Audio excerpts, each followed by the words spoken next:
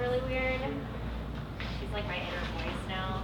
You should get on that ologies train because, yeah, everyone at Malvern literally all we talk about. It's the only.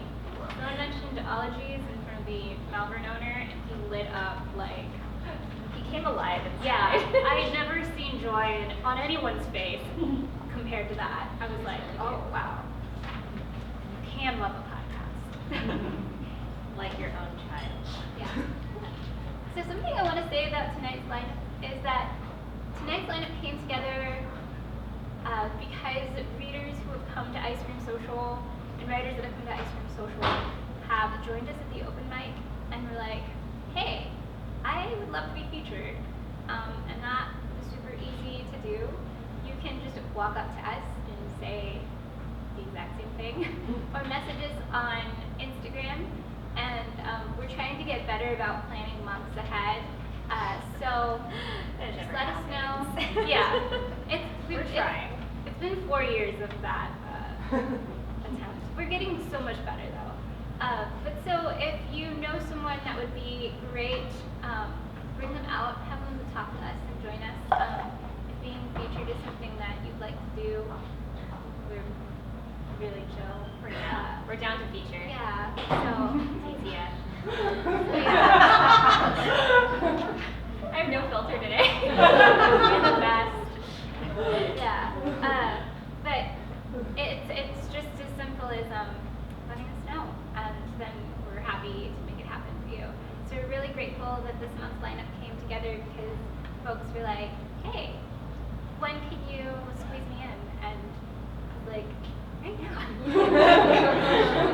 This month. So I'm really grateful for that lineup. But yeah, so bring your friends out. Let us know if you're interested. I wish we could mind read. It would solve so many problems. But just letting us know is the best way to connect with us. So without further ado, I'd love to introduce our first reader for tonight. My phone note is going to drop. Susan Niz's first poetry chapbook is Beyond This Amniotic Dream from Beard Poetry, Minneapolis. She has a second chapbook, Left-Handed Like a Lightning Whelp, forthcoming with Finishing Line Press, November 2019. Her short work has appeared in Ponder Review, Genosco, Tipton Poetry Journal, Blue Bonnet Review, and other places. She's been featured in live poetry shows in Minneapolis and Austin. Susan writes across genres. Her novel, Kara, Lost from North Star Press, was a finalist for the Midwest Book Award for literary fiction. She has a master's degree in education, raises kids, has been a grassroots community organizer, and conserves monarchs. Yeah. She recently relocated from Minnesota after having survived the polar vortex last winter to the Austin area. We don't know what snow is, so welcome to the heat vortex. Yes. She will be leading a poetry workshop at a local library called You Are a Poet, so stay tuned for that. You can also find more information about what Susan is up to if you go to Susan Niz Writer on Facebook. Her favorite flavor of ice cream is salted caramel. And the last bit of exciting news I want to present is that if you touch base with Susan, her chapbooks that she has for sale are going to be donated to a couple of really great charity organizations, and she should be able to tell you more about that. You can just share some ice cream and hear all about it after. But please welcome to the stage Susan.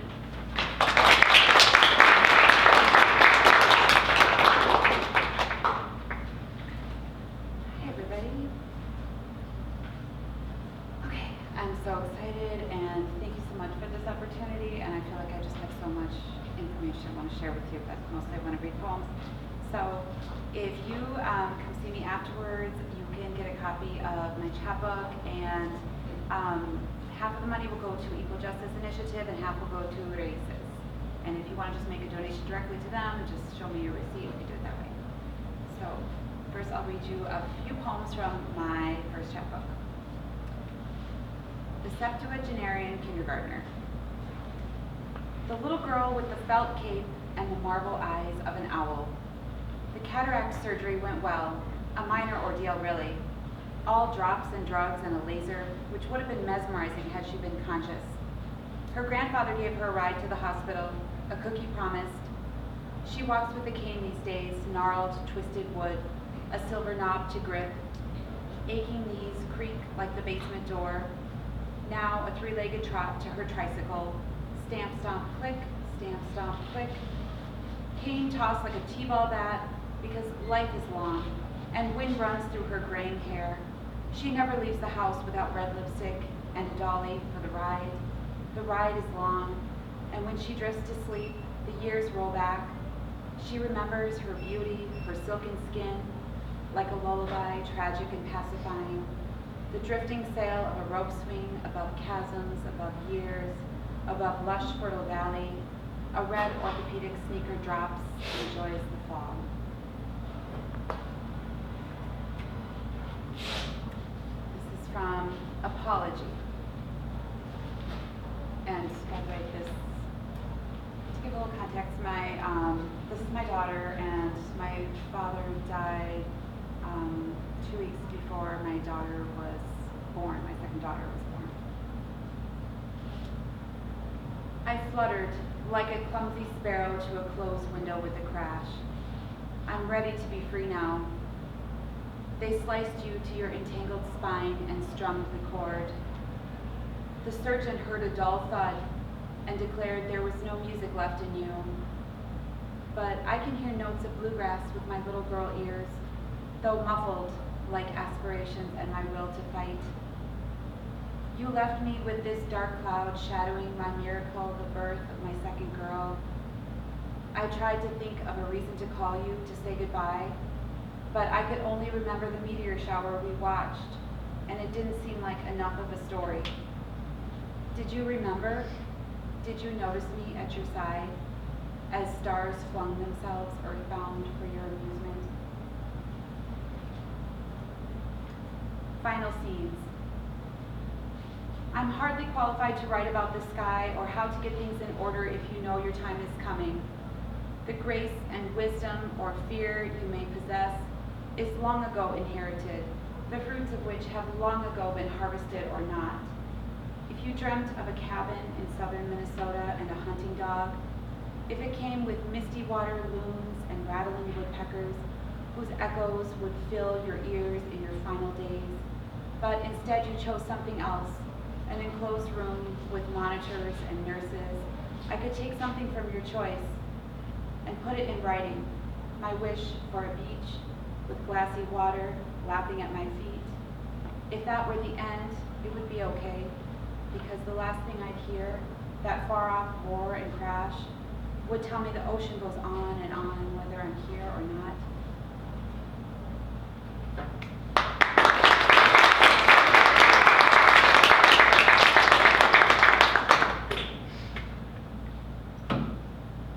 Okay.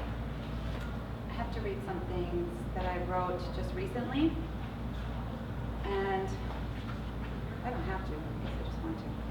So, I'm going to try to make this like a little interactive thing. So, when I get towards the end of this piece, I'm going to hand you this paper, and then the audience is going to be like the wind. So this paper is just going to float through the audience, and if it falls, then you just have to leave it there, okay? Just leave it just leave it there. Just look at it, awkwardly. Can we make wind noises, or should we be silent? Not too loud or you will be. Okay. You'll be the where the wind starts, if that's okay. Yeah. Okay. Okay. A fence and a wall. So there's a lot of construction in my neighborhood, so I've been writing about that. Like right in my very close neighborhood in Leander. Red guideline strings suspend to show them how far the rocks should extend as they build each row up and up. I dig and plant the monarch garden. The back of my house still has shade in the morning light. I can go in and out of the AC. At 10:30 a.m., I pry the tops off 2 glass bottles of H-E-B cane sugar cola that has been in my freezer for 30 minutes. I walk to the flimsy wooden fence, call hola, kind of stupidly, because what do you say when his back is turned and he's on scaffold, lifting limestones into place, building the wall of the house next door? I hold the bottles over the fence in my hand. The other of the two men walks over to take them.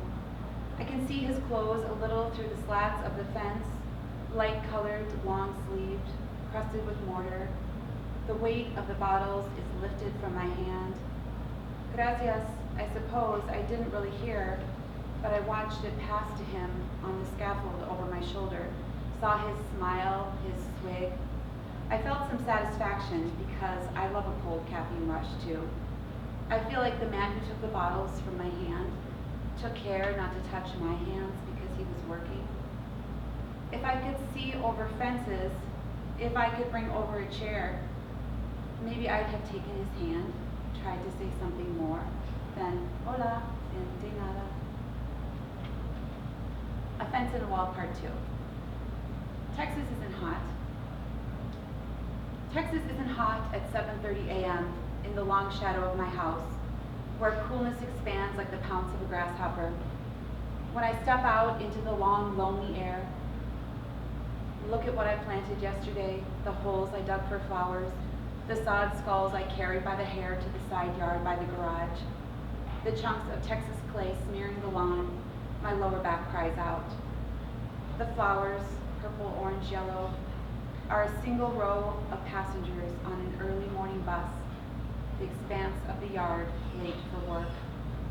And beyond the fence, the limestone bricks have been stacked and mortared to the top, neatly, murmurs of the men already in front of the house beyond the fence, mixing a slurry of mortar, loading and pushing the wheelbarrow of mismatched white stones. The other side will rise today.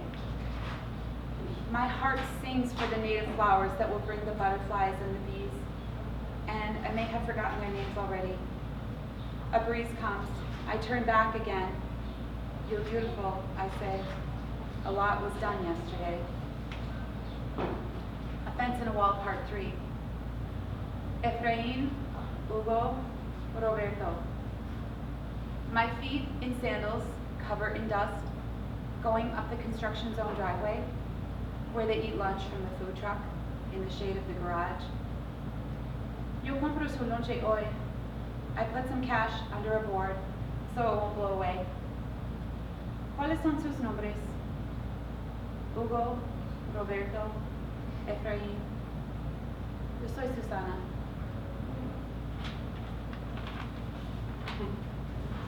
The next day, I print a fence and a wall, 1 and 2. Bring them to an open mic. Then later leave the papers in the car. I wondered if I would forget and the loose pages would blow out, blow away, up against a chain link fence where thorny yellow wildflowers grow tall. The wildflowers that when I cut them and put them in a vase on my table, drop all their pollen the next day. The papers would wrinkle against the fence, stuck there as long as the wind blows the same way. Where I had written by hand my notes for this part, where I had written Hugo, Roberto, Efrain, would just become a list, lost, a fading list, of men who ate lunch in the garage next door and who will move on. They'll go somewhere when the house is built.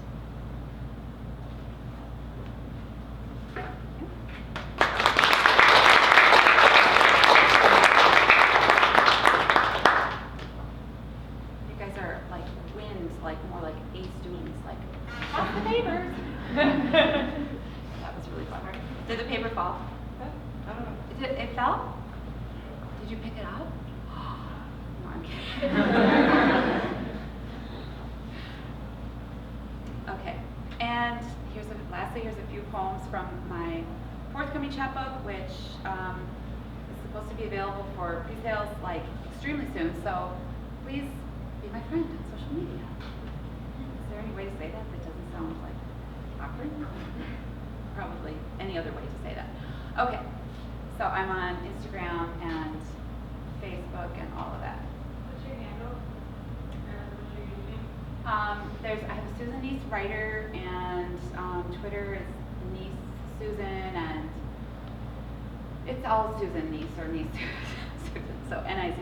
Okay. True Colors of a Robin. So these are from my forthcoming chapter. And I time myself because, yes, I'm already at 11 minutes. Okay. True Colors of a Robin. The chest of a robin is coppery orange. The heart of a robin is pink like a tongue, which might speak of the red berries, sweet and bright, but his preference is for earthworms, beetles, and sow-bugs. The blood of a robin is red, like the berries on the nandina bush in the yard, which my father covers with a net to try to keep the birds away. The shape of a bird on the sidewalk is curved, a satchel for travel, like a package, a flight on pause. He instructs me not to touch it, just watch, as he makes a vertical cut to its abdomen. The blood of a robin is red as it drips from my father's pocket knife onto the sidewalk in front of our house, in the cool shade of the silver maple, whose canopy is a scientist's tent, and whose trunk is a gravestone for the poisoned robin. His insides so pink, alive, his heart so newly still. Flesh. Melt down the fired guns, melt down the ammunition, weld a scaffold with mother's fury of breath, for them to climb as they always climb, high, high, where the prone bodies of their children below, too many, will appear to rest in the sacred palm of their mother's hand, where they would be returned inside the flesh of their mother's broken bodies, where they were only ever safe on earth, only high upon the scaffold, hands gripping one another. The mothers will not drown, but sorrow will wash the apathy below, wash away those bodies, fists shaking, wanting for their 1791 medal, which drags us all below.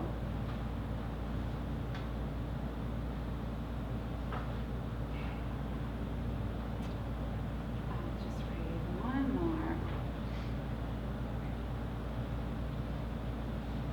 Ravenous birds. Measure my wingspan in words. I am a bird who never leaves the nest. My talons are letter openers, and my clutch of eggs are envelopes, enclosing messengers of folklore who will sing their history for their supper.